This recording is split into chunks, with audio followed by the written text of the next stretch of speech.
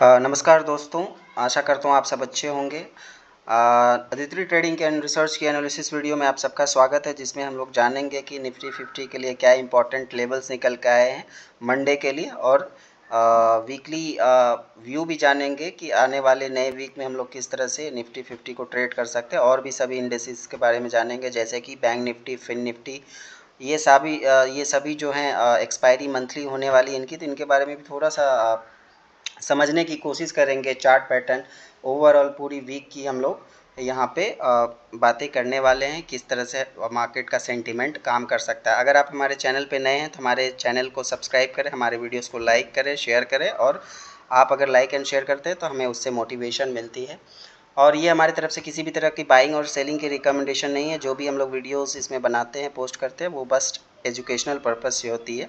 किसी भी तरह की बाइंग सेलिंग के लिए अपने फाइनेंशियल एडवाइज़र से ज़रूर संपर्क करें। चलिए शुरू करते हैं। सबसे पहले देखिए, जो इम्पैक्ट न्यूज़ है मार्केट में, जो आज कल से चल रही है, वो यूएस सुप्रीम कोर्ट ने कोर्ट ने कहा कि राष्ट्रपति आपातकालीन शक्तियों का उपयोग करके इतने बड़े पैमाने पर टैरिफ नहीं लगा सकते, यह अधिकार नहीं है उनको। तो इस फैसले से अरबों डॉलर के आयात शुल्क पर असर पड़ा है।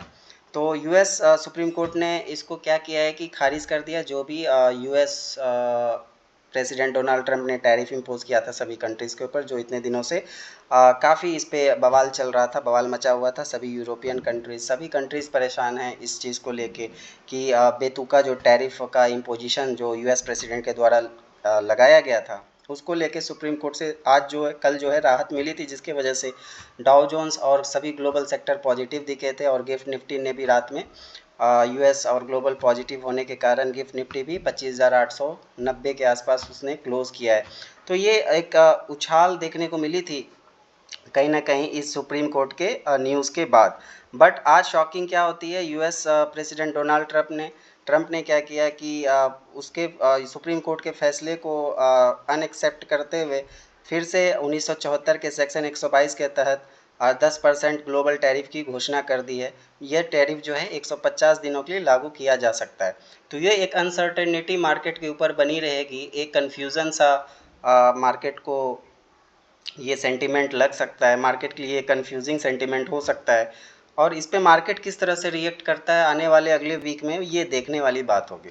तो फिलहाल हम लोग देखते हैं किस तरह से मार्केट मंडे को ओपन होती है, कहाँ ओपन होती है, और उसके बाद क्या सेटअप बनता है। फिलहाल जो हमारे पास डेटा है, हम लोग उसके अकॉर्डिंग काम कर सकते हैं। तो चार्ट पे देख सकते हैं 15 मिनट का निफ्टी का, आपका निफ्टी 50 का चार्ट लगा हुआ है, और इस पे जो हमें दिख रहा है कि 25,900 हमारे लिए एक इमीडिएट रेजिस्टेंस हो सकता है इस वीकली, क्योंकि 25,900 इस वीक का, पिछले वीक का हाई है, तो ये काफ़ी क्रूशल जोन हो सकता है। अगर मार्केट इसके ऊपर ब्रेकआउट देती है तो एक अच्छी खासी अपसाइड की मूवमेंट आपको देखने को मिल सकती है, क्योंकि 25,900 वीकली हाई है। तो इसके ऊपर अगर मार्केट सस्टेन करता है तो 300 टू 400 पॉइंट्स की अपसाइड आपको मूवमेंट देखने को मिल सकती है। बट चूँकि ये 25,900 के आसपास 26,000 का एक साइकोलॉजिकल लेवल भी है, तो यहाँ पे थोड़ा सा मार्केट आपको साइडवेज दिख सकता है, एक रेंज बाउंड दिख सकता है। तो देखेंगे किस तरह से प्राइस एक्शन डेवलप होता है।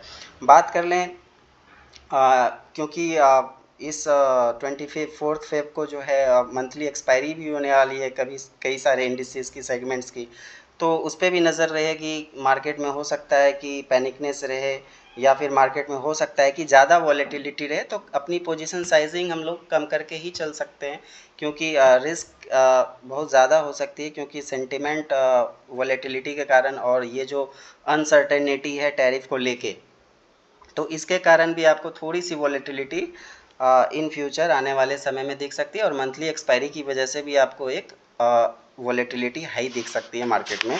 तो थोड़ा पोजीशन साइजिंग हमें कल आगे आने वाले ट्रेडिंग सेशंस में कम करके ही रखनी होगी। तो 25,900 हमारे लिए एक इम्पॉर्टेंट रेजिस्टेंस है, और 25,600 के नीचे निफ्टी इंडेक्स क्लोज हुआ है 25,560 के आसपास। तो फ्राइडे को जो मार्केट ओपन हुआ था, जैसे हमने इंस्टाग्राम पे पोस्ट भी डाला था कि अगर 25,400 के ऊपर मार्केट सस्टेन करती है, तो यहाँ से जो है मार्केट 550 और 650 के आसपास इंट्राडे टारगेट्स दे सकती है, जो कि मार्केट ने दिया भी, और मार्केट ने क्लोज किया 565 के आसपास फ्राइडे के दिन।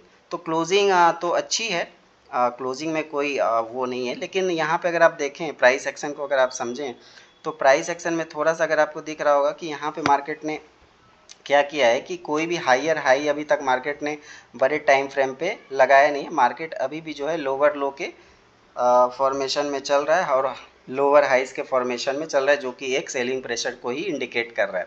अगर मार्केट 25,800 900 को ब्रेक करती है तभी एक शॉर्ट कवरिंग आपको अपसाइड आती हुई दिख सकती है। अदरवाइज मार्केट स्ट्रक्चर जो है फिलहाल, अब मंडे को कहाँ खुलती है वो हमें नहीं पता, आपको भी नहीं पता, किसी को नहीं पता, लेकिन स्ट्रक्चर जो फिलहाल चार्ट पे दिख रही है वो सेल ऑन राइज की ही दिख रही है और कंसोलिडेशन फेज है। अगर ये आप देखें 25,500 और 25,600, ये 500 पॉइंट के बीच में निफ्टी 50 आपको जो है 3rd ऑफ फेब से कंसोलिडेट करता हुआ दिख रहा है। तो चूंकि ये सेलिंग प्रेशर जोन है और वॉल्यूम यहाँ पे अगर आप देखेंगे तो थोड़ा ना कहीं एक रेंज बाउंड की तरफ ही इशारा कर रही है।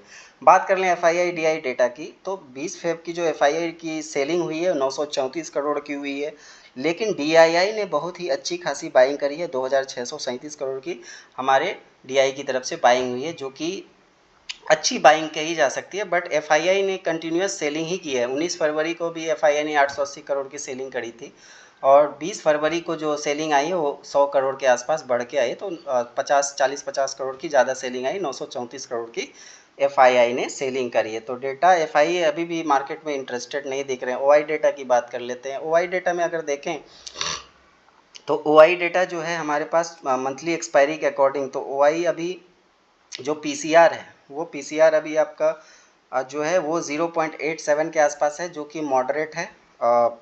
अगर देखा जाए तो मॉडरेट है। और जो पुट राइटिंग है सबसे ज़्यादा, अगर कॉल राइटिंग और पुट राइटिंग की बात कर लें तो कॉल राइटर और पुट राइटर सबसे ज़्यादा 25,500 के ऊपर पुट राइटर एक्टिव हैं और 25,700 के ऊपर कॉल राइटर एक्टिव है।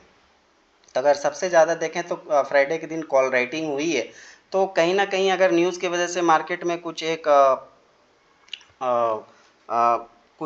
क्रिटिकल चेंजेस आती है, कुछ सेंटिमेंट में चेंजेस आती है, अगर 25,700 के ऊपर आपको मार्केट दिखता है तो एक अपसाइड मोमेंटम आपको 25,850 और 25,950 तक की एक अपसाइड मूवमेंट शॉर्ट कवरिंग दिख सकती है। लेकिन ध्यान रहे कि 25,700 के नीचे मार्केट में पैनिकनेस रह सकती है, मार्केट में सेलिंग प्रेशर रह सकती है, जो कि निफ्टी को 25,370 के आसपास, जो कि वीक का लो है, ये इमीडिएट टारगेट आपको मिल सकती है। अगर 25,370 के नीचे निफ्टी अगर आपको दिखती है तो 25,095 एक बहुत ही क्रूशल सपोर्ट है, बहुत ही स्ट्रॉन्ग सपोर्ट होगा निफ्टी के लिए। तो डिपेंड करता है कि 25,700 अभी भी वही ट्रिगर पॉइंट बना हुआ है, मंथली एक्सपायरी भी है और मंथली एक्सपायरी की वाई डेटा के हिसाब से सबसे ज़्यादा अगर कॉल राइटर अभी अवेलेबल हैं तो वो 25,700 के ऊपर ही हैं। तो ये एक ट्रिगर पॉइंट होगा आने वाले मंडे के ट्रेडिंग सेशंस के लिए। अब बात कर लेते हैं बैंक निफ्टी की।